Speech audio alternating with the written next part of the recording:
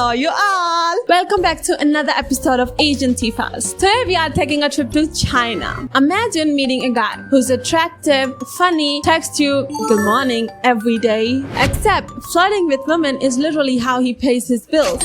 Well, that's exactly what happened to this influencer, Lilxbao. We're gonna call her Bao Bao for this video. At the time, she was in the middle of divorcing her husband. They'd agreed to see other people before deciding whether to work things out or officially move on. And trust me, when I say I was lying in bed at 2 a.m. begging this woman to upload the next part because somehow every update got more messy than the last. Ready with me as I talk about the male escort I dated in China while I was in the process of divorcing my husband? Not every messy, chaotic relationship has an origin story, and this one starts at a KTV in China. For those of you who have no idea what that is, think of it as private karaoke rooms where you sing with friends. In some venues, there are also hosts, good-looking men whose job is to entertain customers, keep the conversation going, and hopefully convince them to come back and spend more money. So one night, her friend invited her out to a KTV. As normal human do, she went to the bathroom, spotted a cute guy. I was like, oh, this guy looks like he could be a male model. Picture your average doing pretty boy, early 20s, tall, good-looking, and unfortunately fully aware of it. She moved on with her night until the same guy walked into her private room. He was in fact a host.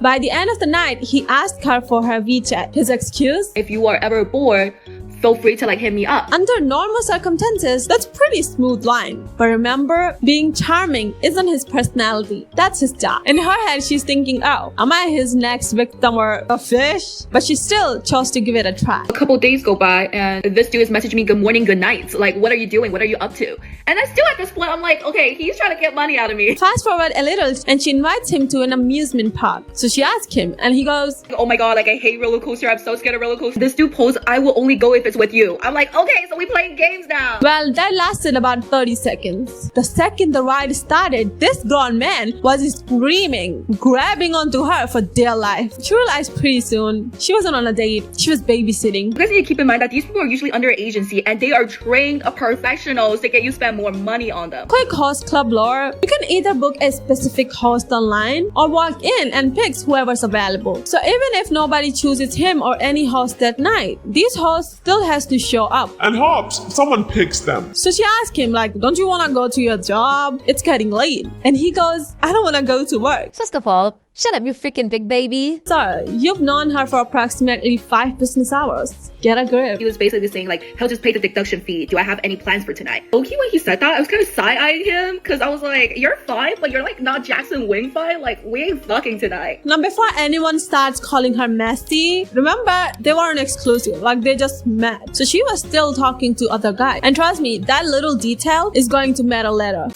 Following next day, he starts sending her thirst traps.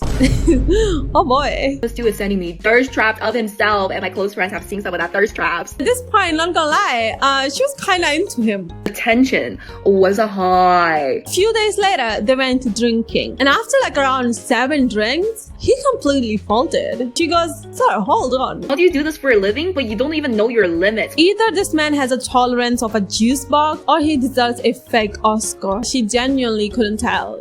But like, low-key, it feels like he was faking it. And that's when, ladies and gentlemen, another character entered the chat. His phone would not stop blowing up from someone saved as Little Purple. Probably a girl. Whoever Little Purple was, she had unlimited minutes. And I'm like, who the fuck is this? Turns out she worked at the same host club. And then he was like, we work in the same industry, so she is a new more. Get this, guys. Apparently, whenever he doesn't make his quota, because to make every single month from like how many bottles they sell, there's a little pay cut. Basically, Little Purple will cover his ass whenever he doesn't make enough. Like a sugar mama. The fact that she's not rich, probably drinking with old ass men to make money for him to fund his lifestyle?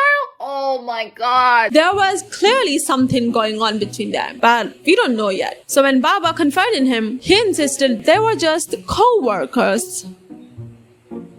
Right. I was like, okay, If you say so. Anyway, so the two started spending more time together. She started visiting him a lot and they started to hang out a lot. And not gonna lie, they kind of clicked in. Except he was a literal man-child, but it was not bad. Then he invited her to work. She thought he was about to sell her another expensive bottle. Instead, he introduced her to his co-workers. And every single one of them kept saying, he talks about you all the time. Even the boss joined in saying, he said once he earns enough money, he's going to quit and marry you. Really? Either this workplace is unusually invested in this relationship or this was some kind of a cult, though I'm not sure. The whole point of that night was to show me that he's serious about us. He wants me to feel really bad for him. Later that night, Mr. Pretty Boy got drunk again. Sir, is entertaining customers your job or are you some kind of undercover experiment? But what is happening? Like, dude, it's barely 12 and you're already drunk? You chose the wrong damn career. So of course she took this grown man's ass to the taxi. And on the taxi ride home, he started talking about fate. Randomly. Alright, bro. Saying, I love you. We should get married. Now one thing to notice, I'm technically not married. 我在中国没结过婚, so technically I am single in China. The legality speaking, I technically could get married in China because I don't have any record of getting married in China. So he started saying they could technically get married in China. That's when alarm bells started ringing for Bao Bao. Culture in China and the culture in America is very different. Yes, there are people in China who marries for love, but also something that's really emphasized in Chinese culture is 门当户对. Basically, when you're getting married, you're marrying someone who's right around the same financial level as you. Or if you're a prettier girl, usually you marry up. You marry someone who's richer than you. Basically, in his eyes, I'm around the same age as him. From the countryside, I'm from the city, but also I have my American citizenship. Also, I'm a business owner in America. So to him, marrying me is a good deal. Thing is, if I was his age, like 22, 23, the bullshit he was feeding me of him loving me, he would do anything for me, which this comes later, I would have believed him. Like, I really would have. But what he's forgetting is I'm 25. I am not like a little girl anymore. The reasons why he's saying, oh, he was planning to get married after college, he was planning to have kids, he was trying to get me to think of the same idea. She couldn't shake the feeling that he was moving way too fast, assuming she was naive enough to fall for it. At this point, my girlie had enough. Like, this man was clearly holding on her. For any logical person, that would have been the night where you never see him again, right? But here's the issue. I booked us a vacation to Shenzhen. You know why? You know why I booked a vacation to Shenzhen? The only time I can stay out at night is when I'm at a different city where my grandma has no control over me. So my delulu head was like, oh, let's just go on a vacation then. Any logical person probably would have just canceled this trip because this guy's obviously plotting on me. But no, I was like, let me hit that shit a couple more times before I gotta let it go. There was these little tiny details that were like really annoying. It's not like she suddenly fell out of him and like he was clearly plotting that they can get married together and like there were only some really little annoying things. For instance, for vacation, Mr. Paper did not have his visa. So of course, they called to office to make one and she told him that this is the time you need to arrive. This man, he was so freaking lazy. By the time he literally walks in, the time was gone.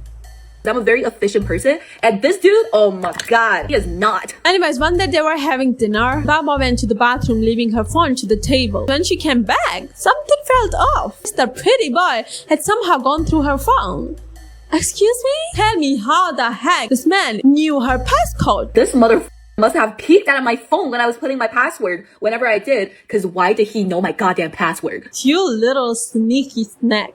Of course, he saw everything. Her messages, the guy she was talking to, even plans for an upcoming camping trip with the guy. So I mean, at this point, the only right thing to do is gaslight him into thinking that this is all his fault. I mean, I still want someone to come to Shenzhen with me. She started playing with him, saying, well, you're surrounded by women every night because of your job. Who else am I supposed to talk to? He immediately got defensive. I'm not quitting my job for anybody. Sir, nobody asked you to submit a resignation later. Like, chill. She was done. Like, she cannot handle him anymore. She cancelled his ticket and decided to go on the vacation without him. Like, finally, freedom. Or so she thought. A few days later, she's out camping with friends, having a genuinely good time. I want to sit back and relax and enjoy my evening, when all of a sudden, I hear this agitating, grating voice. Then she spots someone in the distance. At first, she genuinely thinks she's imagining things. No way. It can't be him. Except it was him, standing straight, looking dead in her eyes. Not gonna lie, this kind of feels creepy. Turns out, after going through her phone, he already knew her entire travel schedule. This started as a comedy drama. Somewhere along the way, it turned into a psychological horror. That's creepy. She marched over and confronted him. And what does Mr. Pretty Boy do, you ask? Does he apologize? Does he explain himself? No, he hugs her and starts with the classic. Baby, I miss you. I love you. I'm sorry. Sir. Read through. She immediately tried to pull away. He did not. She says, you don't love me. You don't. She just want my money. Now she couldn't do anything at this point. People were literally right behind her. So against her better judgment, she bought the ticket. At this point, I would have left this man at the camping site with the mosquitoes. Now they are finally on vacation together. Except Mr. Pretty Boy apparently thought vacation meant all expenses paid. According to Bao Bao, he paid for check notes. Almost nothing. Actually, scratch that. The only thing he bought was one cheap taxi ride to the hotel. One of the only times he needed to pay was to just call a taxi. Apparently 2 locations of this restaurant. And he takes me to the one that's 47 minutes away just to get there to find out it was closed. Dude, you had one job. The entire trip, she says, he was lazy, constantly complaining. Eventually, she got so frustrated and her whole attitude changed. And he noticed. Of course, that's the only thing he noticed. Like, you've changed, baby. Oh, I've changed. Sir, you went through her phone, tracked down her vacation, lied to her, and somehow she is the problem? Anyways, during the trip, his phone rang again. Bao Bao had reached her limit. She said, if you really love me, answer it in front of me. Like, do it. For a bit, kind of dumbfounded because I've never been this pushy through this whole interaction of us. So he answered. It was little purple. The second she picks up, she goes, Baby, why are you ignoring my message, baby? Baba just stood there like, excuse me? Papa? Without missing a beat, Mr. Pretty Boy goes, oh, I'm on vacation with my boss. He responded back saying, I wish my boss would take me on vacation. I'm the boss now. I'm apparently his boss at the nightclub now. Baba grabbed the phone and said, 他没有跟他的老板在一起，他跟他女朋友在一起。 silence. I'm talking the kind of silence where you can practically hear everyone's heartbeat.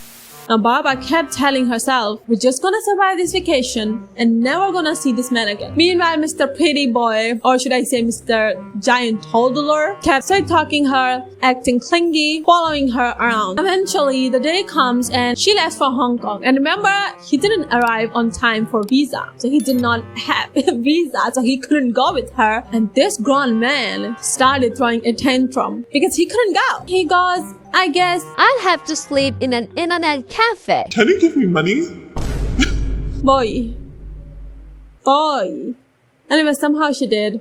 She couldn't do anything, you guys. She couldn't do anything. So she come back and they got intimate. And afterwards, something felt off. Baba said she checked the condom. And it appeared to have been tampered with.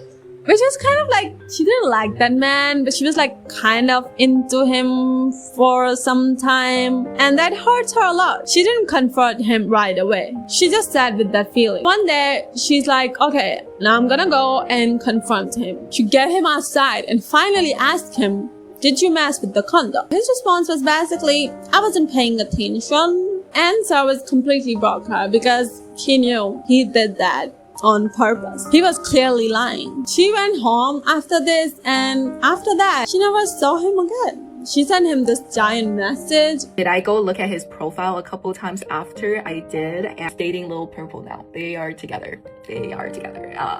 Yeah. He told me this one time that if I'm not gonna marry him, he's gonna just go marry Lil Purple. I don't know if he's still a working male escort. No, this is probably not the ending you guys want, but that's just what happened. Like, I'm not gonna sit here and lie to you guys and be like, I told him off, we almost fought. Like, it didn't happen, and I'm glad it didn't happen because I'm at peace. I'm at peace now. I spent a little over $6,000 on him. Of course, like, there's like some hotel fee that also like I was staying there too, but like a total amount of spending is right around $6,000. So yeah, that's all about this pretty crazy story. What do you guys think about this? I mean, she knew, she said by herself, she was fully aware of it, but she was like, she thought maybe, I'm different. Maybe this time it's different. Maybe, he really likes me, but No. On a brighter side, though, Bao Bao is back with her husband, so they didn't divorce. So that's a good thing, you know. This experience at least made her realize that, and they are together, which is, I'm happy. So yeah, that's it. Let me know what you all think about this, and I'll see you in my next one. Bye.